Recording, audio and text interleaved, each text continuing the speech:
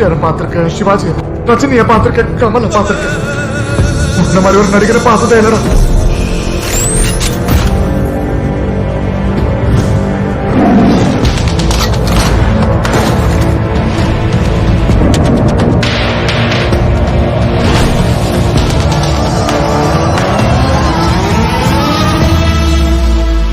படம் காட்டுறாரு ஒரு டைரக்டர், சினிமாட்டோகிராஃபர்.